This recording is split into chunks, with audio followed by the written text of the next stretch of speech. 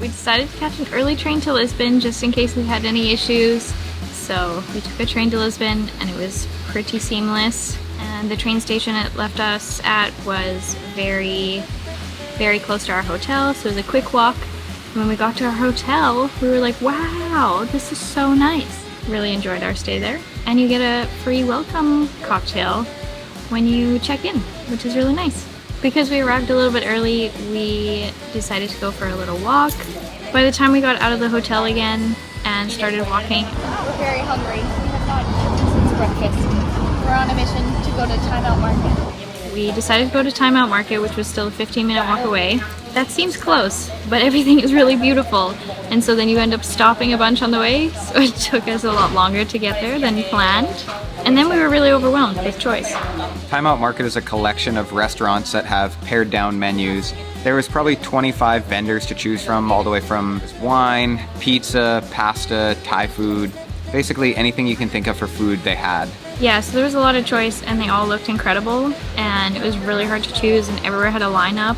It was sort of just like family style seating everywhere, so a lot of chairs were taken. So we just decided to pick a couple spots and go for it because I was so hungry at this point. But what we had was really good. We got pad thai, which was probably the best bang for your buck. And then we also got other Portuguese looking dish.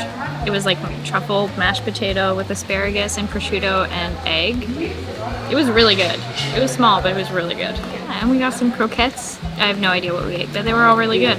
And of course we had to get a pastel de nata. And gotta end the night with dessert. And of course we got a pastel de nata. That's pretty good. So after we got back to our hotel, we crashed. I think we were planning on getting up early the next morning because we were feeling pretty good, but we didn't set alarms.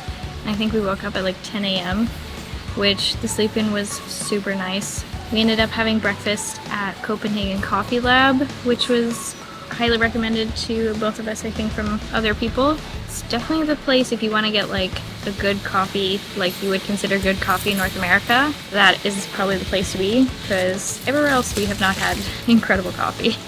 So after breakfast, we decided to just explore our area a little bit. We walked up and down the streets, checking out the shops, checking out the cool buildings. It was a nice little slow start to our Lisbon trip. So far, I think our favorite one has been the one we tried in Porto at Castro.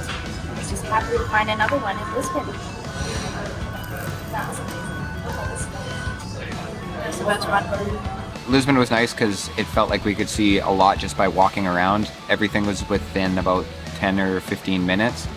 It was a little hilly in spots, but that was better than sitting on the train in my opinion. Yes, the first hill we climbed that day was actually to go up to this castle that we wanted to see. Apparently the view from there is really awesome. But when we got there, we realized you have to pay to get in. And we were kind of like, are we gonna pay $40 just to go and see this viewpoint? Probably not. So we looked for a dinner spot around there, and I found one on Google that came very highly recommended. They had a really cool view of the city and it was sunset, so I thought we should go and check that out. And then when we got there, we realized only like 3 tables faced the view. It was so highly recommended we thought we'd stay for dinner. Our food took quite a while to come. We ordered everything right when we sat down. We got some drinks. The first couple dishes came, and then our chicken didn't come for like another hour. It seems to be the custom that dinner lasts a really long time, and I think I knew that going in. They also eat very late. We're just really not used to it, especially for your dish to take that long, but we still really enjoyed our food. So the next morning our goal was to make it to Sintra, which is about an hour train ride outside of the city. So we woke up as early as possible, caught the first train. We were told you want to be there as early as possible because there's tons of people, and we're very glad we went early. I was kind of hoping that when you got off in Sintra that the palace was right there, which is not the case at all. Sintra is the town, however, just outside of the town or above the town, there are way more castles than just Pina Palace, which is what we were going for. And all of the castles are a UNESCO site. You could spend days there, days, which is wild. We're waiting for the bus to go up to Pina Palace, and this cafe is across the street, so we thought we'd get some breakfast. Pretty good. It's $11 to get on the bus, so then you have to wait for the bus to come. which only comes after the palace opens. We thought about walking, and then the walk said it would take an hour and a half. So we were like, probably not. I'm glad we took the bus. It is a 15-minute, very windy, very twisty, very steep set of roads to get to all of the palaces. How are you feeling? Nauseous. This is a lot of hairpin turns. Aside from getting a little bit nauseous on the bus ride up, I think it was a great option. And being one of the first people on the bus, I think really gave us a head start because it was very busy once we got to the top. Yeah, I'm glad we went early. I'm glad we got a head start to get to the top. There were still lines and lines of people. I don't know how the influencers did it. How did they get it without the crowds? I thought it was gonna be like right there. It's not right there. It's way up there. So we got our tickets to go up to Pina Palace, and it's a short little walk up to the top. And then once you get to the top, there was already a line. So this line is to get inside the palace, and we almost waited in it, but we only got tickets for the park, which also includes the terraces, which is the outside, which is what we wanted. It ends up being a lot cheaper of a ticket and way less of a wait. And when we got to the top, it was very windy. I'm sure you guys have seen the Instagram pictures of the girls there. They look incredible. They've got these long flowy dresses, and I did not look like that. The wind is blowing everywhere. My hair is curly as can be. My dress is flying everywhere. But it was really awesome. It was really beautiful to see. I had a lot of fun. I would highly recommend it. I wish we had planned more time to be there because I think checking out the other castles would have been awesome as well. I think the one we went to is probably the busiest one because of Instagram and how popular it's become. And I bet you a bunch of the other castles around there are much quieter and just as awesome. Yeah, I would have loved to check out as many castles as possible, but it's difficult to adequately see them with the amount of crowds that we experienced, and we went pretty early, so I don't know a better way to do it. We were done at the palace. We were there for maybe 2 hours. That was wild. On the side with all the good photo spots, it's so windy, and you can definitely tell when the tours come through because all of a sudden there's a ton of people, and then it kind of dies out again, and then there's a ton of people. The lineup is so long now, but I'm glad we went. It was actually pretty cool.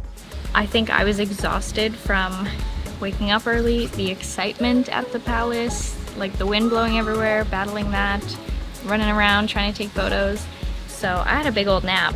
After that, I felt revived, and we went for dinner to a spot called Damas, don't know.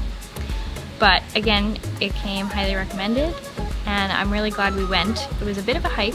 So we ventured outside of the city center a little bit to a little bit more of an authentic area, and this spot came highly recommended. We couldn't read the menu, so we just told them to pick 3 dishes for us. We have no idea what we're eating. It was quite an interesting experience because they write the menu on the wall tile, and then you just have to go and look at it and pick what you want. So we just asked our waiter to pick 3 dishes for us. He picked 1 fish, 1 meat, and 1 vegan one. And we had no idea what came, and we were really happy with everything that came. Yeah, it was probably one of the best meals we had in Portugal, by far. Davey also saw someone famous there. That's how you know it's really good. Anyway, we walked back to the hotel. It was a pretty pleasant walk. That was incredible. Highly recommend. Yeah, we found walking around Lisbon at least is very tourist friendly. Every time we were walking around Lisbon, we felt safe. It was pretty well lit. Everybody's smiling, everybody's dressed pretty pleasantly. We felt safe everywhere we walked. We had to go check out the iconic pastéis de Belém. I think has the original pastel de nata recipe. So obviously it's very busy. I think we lucked out getting there. There was no line. We got seated right away. I also didn't realize how massive the place actually was. There were way more tables than you initially see when you walk in. And it was a pretty good pastel de nata.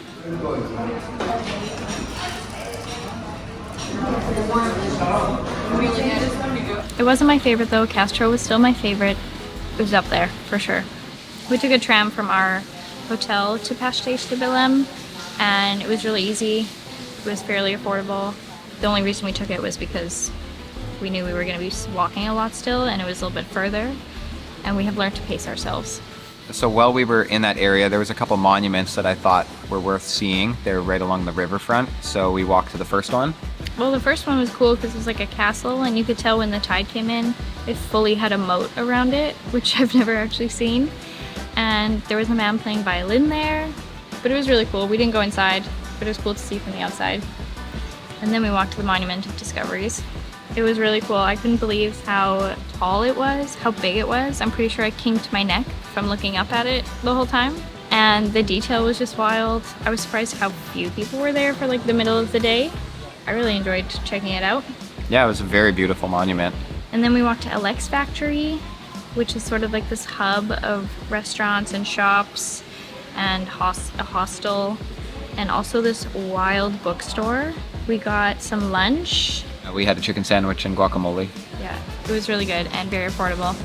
Yeah, there's a lot of art to see around there. It feels sort of like an abandoned warehouse that people have just sort of moved into. It doesn't feel like it was cleaned up a ton, which is really interesting. And it was just fun to check out. That bookstore was crazy. And then we had to head back to the hotel to catch our flight with Ryanair. Anyway, we got there and our flight was delayed by 2 hours. So then we were stressed.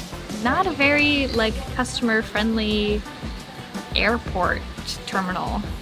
There's very few seats. There was a lot of people sitting on the floor. All the chargers are way up high, which was hilarious.